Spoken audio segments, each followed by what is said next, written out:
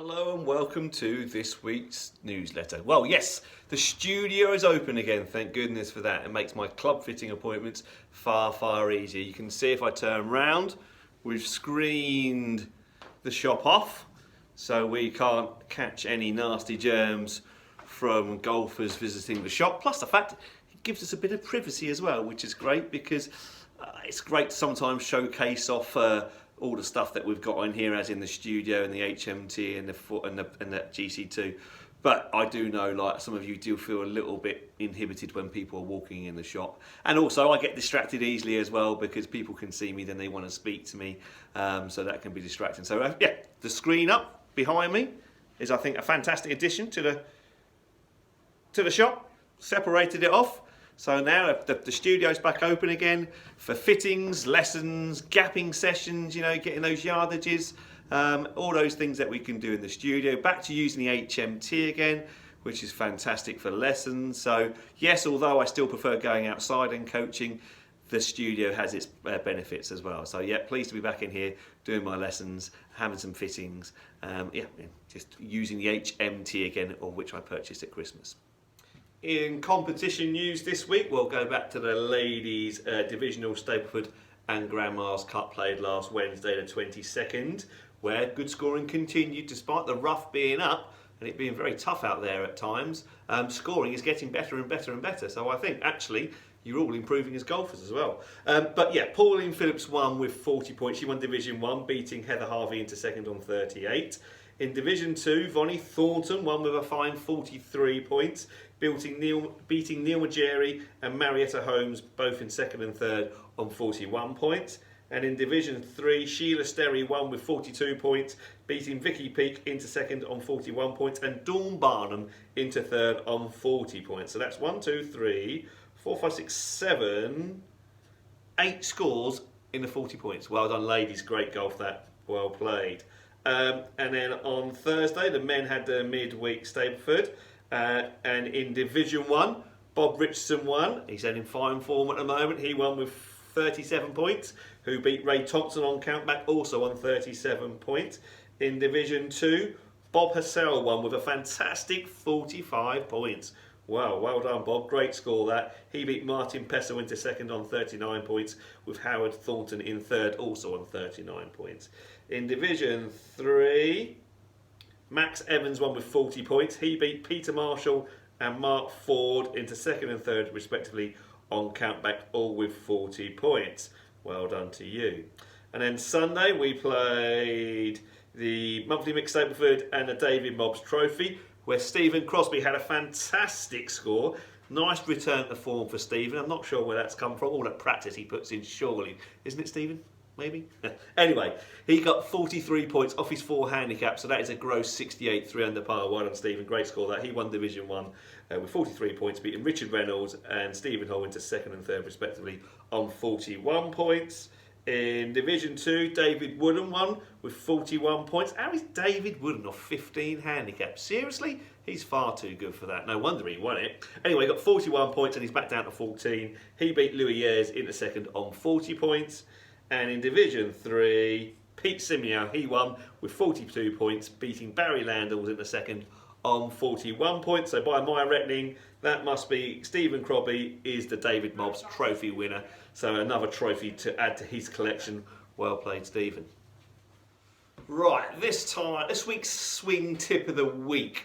I've done a few lessons recently of people struggling to hit their 3-woods off the ground, yeah? Now, it's not unusual. 3-wood on the ground is a really difficult club to hit. A 5-wood is just so much easier to hit. A 5-wood, if I stand these up, I've got a 3-wood here, I've got a 5-wood there. That 5-wood is just that much shorter, okay? And that 2 inches makes an awful difference in terms of how well you strike the golf ball. Plus the fact, with a 3-wood, it's only got 15 degrees of loft. A 5-wood these days got 18, 19 degrees. It's so much easier to get the ball up in the air with a 5-wood. So my first thing would actually maybe even ditch the 3-wood. The driver is great. The driver is like a long club, yeah, but that's on a T-pick. So we've got a bit of a margin for error. The 3-wood, okay, it's not quite as long as the driver, but it's still a very long golf club, okay? But we've got to play off the ground. So I think actually the 3-wood on the ground is one of the hardest full swing shots we can do, yeah? So I'd encourage a lot of people actually just to ditch the 3-wood. It is too difficult to hit. Why not go with a 5-wood? You're probably going to guarantee to strike a bit more. Plus the fact, because it's got a bit more loft on it, you're less likely to slice it or hook it offline, okay? So yeah, don't be scared to go with your 5-wood rather than your 3-wood, actually, and probably you'll be surprised how close distance-wise they are together, okay? If you hit the 5-wood out in the middle, that'll probably go just as far as maybe a 3-wood out in the middle because it will carry that bit further, okay? Yeah?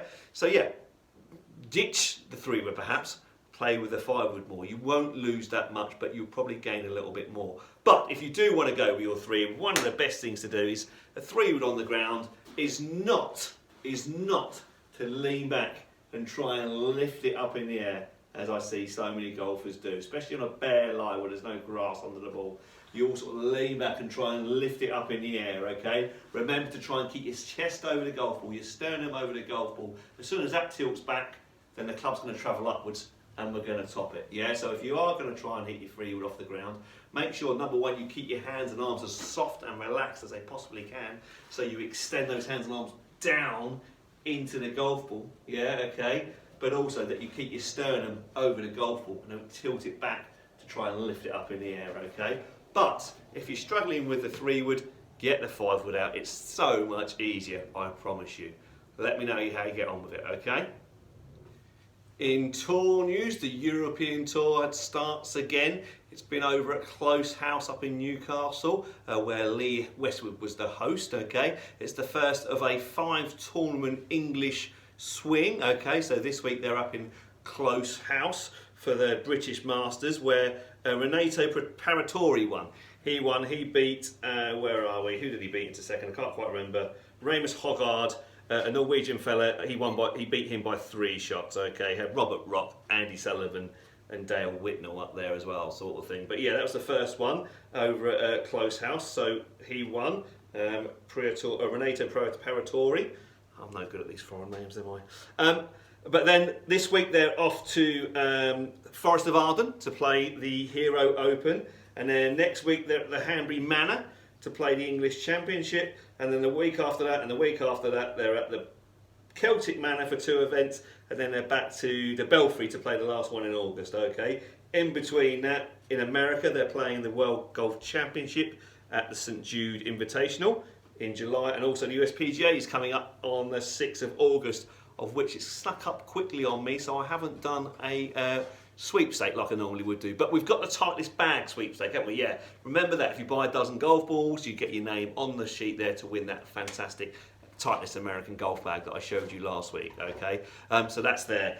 So I forgot to do the PGA Championship sweepstake, but we'll do one for the US Open, I promise, okay, which is in September this year.